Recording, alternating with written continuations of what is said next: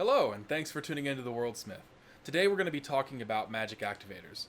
For those of you who've been waiting on this for a while now, I appreciate the patience. Stuff's been crazy recently, and the first take of this video went horribly, to say the least. Now, I mentioned Magic Activators in my last video, and discussed them briefly there. I want to go into some more detail in this video, and hopefully give you all a bit more useful info for you to work with. So what are magical activators exactly? Well, put simply, anything and everything that acts as the final trigger for the spell is what I would call an activator. Of course, saying anything and everything is an incredibly helpful definition, so I'll expand on this clear as mud phrase. The simplest answer that most of you will be familiar with would be the magic word. From a single word to a short phrase, or even words from an entirely different language, the use of magic words as activators is pervasive throughout many forms of fiction. Aragon, Harry Potter, and even Raven of the Teen Titans are iconic characters who use special words as part of casting a spell. Now you may note that these examples also have some other components to casting that one could argue are the real activator or trigger, and I'll address this a bit further in. Now, if the magic words happen to be of an ancient or foreign language, this can bring an element of academia to the use of magic. It brings cause for mages, witches, wizards, or whatever term happens to apply best to the magic user to be an intellectual individual that must study the magic words in order to use their spells and their magic. The obvious limitation of magic that requires spoken magic words is that if one is silenced through either magical or mundane means, no magic can be cast. This provides an interesting way for you to present drama. The next example of a magical activator is what tabletop RPGs call the somatic components, that is, particular hand or body motions. Think of the infamous swish and flick example. Of course, there are more options than waving a wand around a particular way. Dances or movements similar to dances, as you might see in Avatar: The Last Airbender, are another option that you could consider. Particular motions of the arms and hands could be used as well, and one would see that in an anime like Naruto. Physical movement, especially if it must be precise, which makes sense for magic, must be practiced. If this movement is vigorous and intense, it might require a degree of athleticism and physical fitness on top of the muscle memory that is born of repetition. Thus, a magic system requiring more intensive somatic components might demand a mage be robust, or at least not particularly feeble. The obvious limitation for this activator is that if a character is bound, they may find it difficult or even impossible to use magic. Furthermore, if a mage were permanently maimed in such a way that they would be incapable of making those motions, that they would be deprived of using magic until the end of their days. Unless, of course, one took Marvel Cinematic Universe's Doctor Strange approach, or took that idea of a maimed person being able to use magic because it's not actually about the motion even further. Of course, potential options for activators don't necessarily have to stop with speech and movement.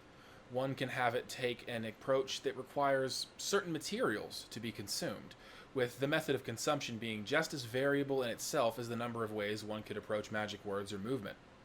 If one gathered the right ingredients and set them to flame to begin a spell, the spell might be completed upon the final consumption of those ingredients by the flames. Or perhaps those ingredients brought together by flame would activate the spell and instantly consume the materials. As mentioned, this is nearly limitless as to the potential applications, and I won't attempt to list out suggestions for you here. When it comes to consuming materials, the most obvious limitation is lacking the needed materials for a spell, or perhaps the conditions necessary for those materials to be consumed, such as a blood moon, a full blood moon, as a bonus idea for you to attempt to throw into your stories. Now, the next thing. Symbols. While symbols are similar to magic words, they need not be the same explicitly, and can thus be addressed separately as an idea for magic activators. Now, these symbols can be direct letters on a page that merely need be read or even invoked by thought. They might be sacred stones impressed with runes that carry ancient power to be brought forth by a shaman, or they might be various pentagram or magic circle style symbols that could be invoked merely by their completing the circle or shape. While symbols can be an option for activators, they are more often a component of a spell that must be activated separately. Nonetheless, one could strip down the idea and make it that the symbol's existence itself brings in the magic. So placing the power of the symbols onto a piece of paper could, for instance, just be the work of the spell, and the activation occurs upon placing the paper onto something and burning that paper up, which can be seen in anime and Asian fictions and myths. This idea of burning the paper containing the symbol could be viewed as a combination of consuming materials and symbols as an activator idea. The next activator that comes to mind has been mentioned already: the invocation of thought or will. Will or thought invoked or activated magic is similar to what we see on screen with Star Wars' Force. There are other examples besides this. This activator can edge into what I consider dangerous territory, as it implies that a strong will is required to cast magic. Now, that's not inherently a problem, but this is awfully close to the idea that one's strength of will has a direct effect on the strength of one's magic. And while that's not inherently bad, this can oh so easily devolve into shallow strength of will contests, where all the hero needs to do is have stronger conviction than the villain. This would be a softer approach to magic, and that's totally fine, but it can be abused easily and can feel quite arbitrary if you don't handle it well. That said, one could easily produce, well, perhaps not easily, but one could produce an excellent, tense, and engaging story if they wielded such a system very well. Just be aware of how it can and very well could devolve. Now, with speech, movement, component consumption, symbols, and will, I've covered some serious pillars of how one's magic might be activated or used. But don't limit yourself to thinking that you have to pick one of these concepts and stick to it. Combine these in any particular mixture that suits your goals for flavor and utility in your magic. Think about the impact that the usability and hardness of your magic has as you go about brewing your particular system's activators. Let me give you some examples before we close up. I mentioned Harry Potter so much, despite my overall disdain, and hold your booze, for the work, because it is seminal and useful for the examples I can draw as a result.